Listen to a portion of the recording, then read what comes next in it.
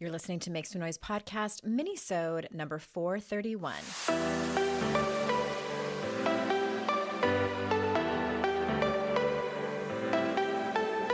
Welcome to Make Some Noise podcast, your guide for strategies, tools, and insight to empower yourself.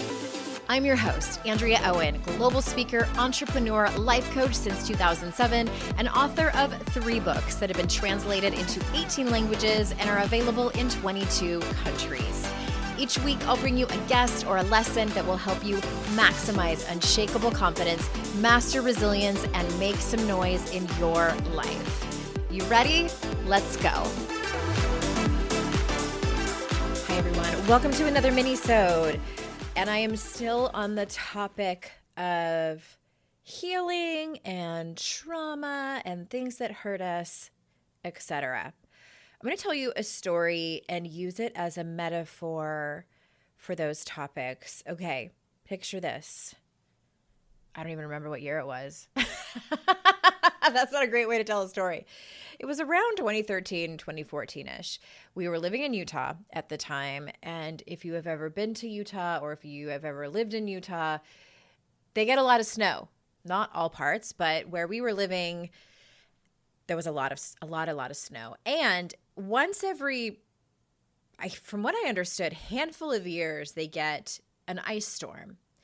And one winter we were there, and there was an ice storm, and this was no ordinary ice storm. It was like the whole city was covered in an ice rink. It was total and complete ice everywhere. And I thought it would be a good idea to go to the gym. And so I went to the gym. In my defense, businesses are supposed to put ice outside on the sidewalk, outside of their place of business if they're open, and probably even if they're not open.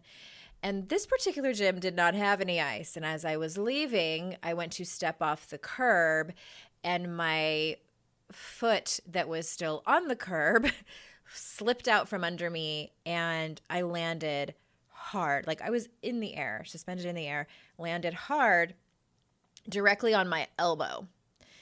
And it hurt really bad. And I remember getting up and thinking, oh my God, did anybody see me? I don't think anybody saw me. And my elbow was hurting for a little while. And then later that day, my shoulder really started to hurt.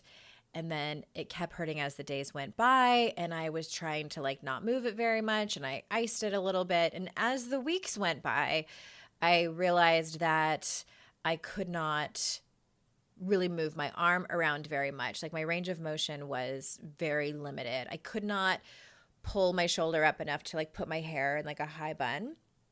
I couldn't wash my hair it was my right arm, of course, my dominant hand. So I went to the doctor. I had a MRI or whatever it is that they do. And they saw that I had a type 2 slap tear, which it's basically your labrum gets pulled away from, and that's what anchors your shoulder together, if I remember correctly. Anyway, it was torn off pretty bad. And on top of that, I had what's called frozen shoulder. And frozen shoulder is common in people over 60. I was 37. And from what I remember, people who are diabetic.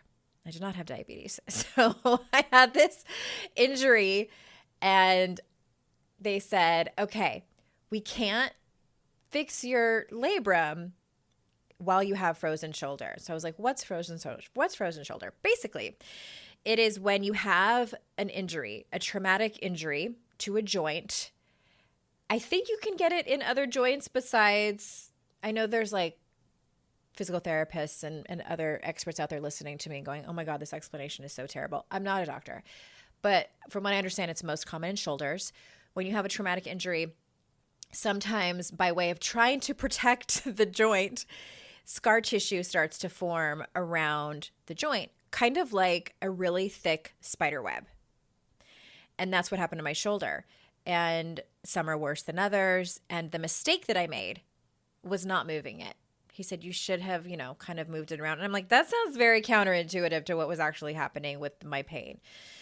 It was so painful, y'all. Like, oh my gosh. So I had a couple of options. You could have surgery, or what we recommend, and I think insurance wouldn't even cover my surgery until I went through physical therapy. So I went through months and months of the most excruciating physical therapy I have ever done in my entire life, where basically they were trying to stretch it. And it felt like if someone took your arm and like pulled it behind your back, people are mean and do that. That's what it felt like they were doing. It was basically trying to move a joint that did not have that range of motion, and they're trying to pull the scar tissue apart. All right.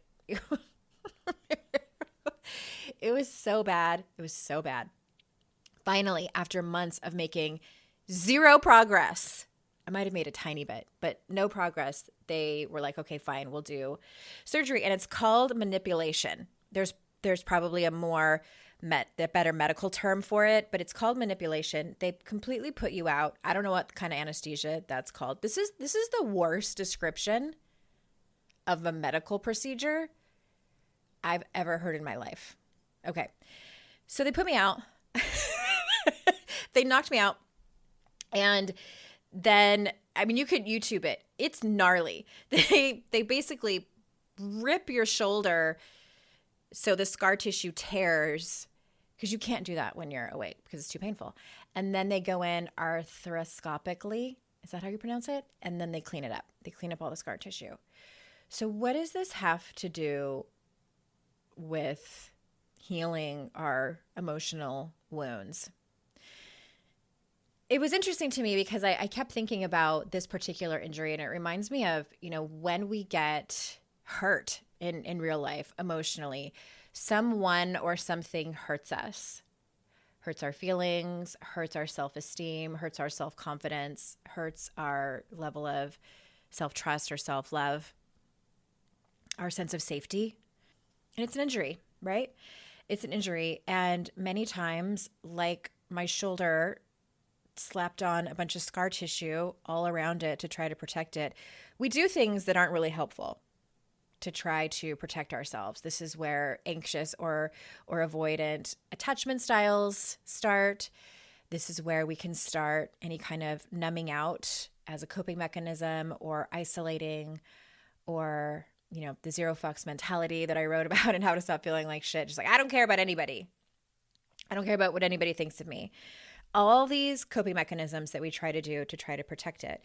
And they kind of work for a little while, right? As my shoulder did. It was protecting itself until it doesn't. And we're really just limiting ourselves, as my range of motion was totally limited with my shoulder. When we participate in all those behaviors that aren't serving us, the lack of boundaries, the perfectionism, the people pleasing, it can work for a little bit, and then it really, really starts to not work. And it starts to inhibit our lives. It starts to make us feel like shit because we are not the person who we really want to be in our life. I couldn't live my life fully with a very poor range of motion with my shoulder. So we try some ways to heal it, right? We might try talk therapy. We might try, reaching out to a friend. We might try listening to podcasts, reading self-help books. And it might help a little bit. It really might help a little bit. And for some people, it helps a lot. For some people, that physical therapy for frozen shoulder helped a lot, and they didn't need surgery. It doesn't work for everybody. So sometimes there's other things that we have to do in order to heal. And for me, that was that manipulation surgery where they knocked me out and moved my shoulder all around and to rip up that scar tissue. And it happens in real life too. We have these coping mechanisms, these addictions, or we push it down. We push down all that pain, and it builds up and builds up. And then we have to go in and do something a little more invasive and push through it and clear it all out. And that might be trauma therapy like EMDR, TMS, like you heard about in Dr. Sasha's episode. Attachment style therapy, there's all these different modalities that you've been hearing about and that you'll continue to hear about over the next few weeks as I brought in all these experts to figure out how to heal it, to figure out how to get back to that place of complete range of motion, how to get back to that place of wholeness as a person. Because I truly think we always are. Like my shoulder joint was always there, right? It was always there. It just was covered up and limited, very, very limited. And I think that that's what happens to a lot of us. We are whole. We are not broken, even though we might really feel like we are broken. I know I have identified as that many times in my life. And sometimes it takes just saying, okay, I'm willing to try this particular physical therapy. I'm willing to try this book or this podcast or talk therapy, or even if you're doing, online therapy with BetterHelp or whatever you choose. And sometimes that works amazingly well. And then sometimes we have to go in for the more invasive, if you will, therapies to help us become whole again. And then here's the other thing too. My recovery from that surgery was very specific. They gave me this chair. It was kind of like a wheelchair, and it had this attachment that I would put my arm in, and for 90 minutes a day. That's a long time. 90 minutes a day. All in a row. Like I couldn't break it up. I might have had to do it twice a day. I think I did have to do it twice a day. And this thing moved my arm very, very carefully and very intentionally in these certain ways to be able to recover. We have to do that with our emotional health too. We have to be careful. We have to watch out for our triggers. We have to set boundaries. We have to pay attention to how much pressure we're putting on the injury, essentially. We have to be careful with our hearts, who we give it to. And sometimes we can go too far. Maybe, for me, it was if I didn't participate ever again in any sport again, I didn't play tennis or go back to roller derby or any of those things, that would have maybe been taking it a little bit too far. But understandable that I didn't want to get hurt again. And we can do that in our emotional lives as well. We don't put ourselves out there. We're not vulnerable to the people that we think we might be able to be vulnerable to, whether it's a significant other or a friend. We play it a little bit too safe. And sometimes we never know what the outcome is going to be when we start to step out there again, when we start to be brave and be vulnerable after we've been hurt and done some healing work. It takes getting out there and just taking that risk. And I understand what that feels like from an emotional standpoint and from a physical standpoint. And sometimes, this was 8-9 years ago that I hurt my shoulder and had surgery. Sometimes my shoulder still hurts. I was told I could never be a CrossFit champion, which I laughed. We had a good laugh about that. And there's some movements that I cannot do. I cannot do the clean and snatch or whatever y'all call it. It's just, by the way, I forgot to mention the slap tear never got fixed. He couldn't go in and do both at the same time. And he said, you can live a normal life having that torn. You just have to be really careful. You can't, do CrossFit and like heavy overhead presses and probably pull-ups are not a great idea. And same with emotional stuff too. Sometimes we have to be careful. There are certain things that we can't walk into. And I can think of several of them in my emotional life where I have to be careful. I have to be careful around, like, don't go to bars. That's a little risky for me. We get to know what we can and cannot do well, I think is what I'm trying to say. So I hope that helps. I think sometimes it can be insightful to use metaphors to be able to understand and accept topics that are conceptual and sometimes just seeming like they're confusing. I know I have felt that way many times. And I am just so grateful that you're here. And I'm grateful for these quick little mini-sodes. I made it under 15 minutes today.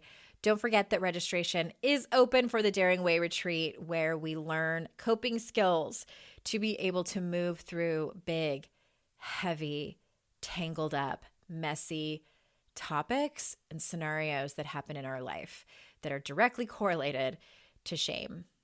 It's basically learning the steps of shame resilience and what it looks like in your life.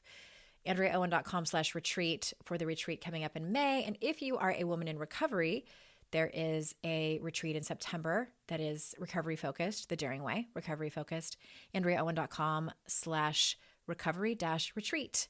And I will see you next week with another expert. And remember, it's our life's journey to make ourselves better humans and our life's responsibility to make the world a better place. Bye for now.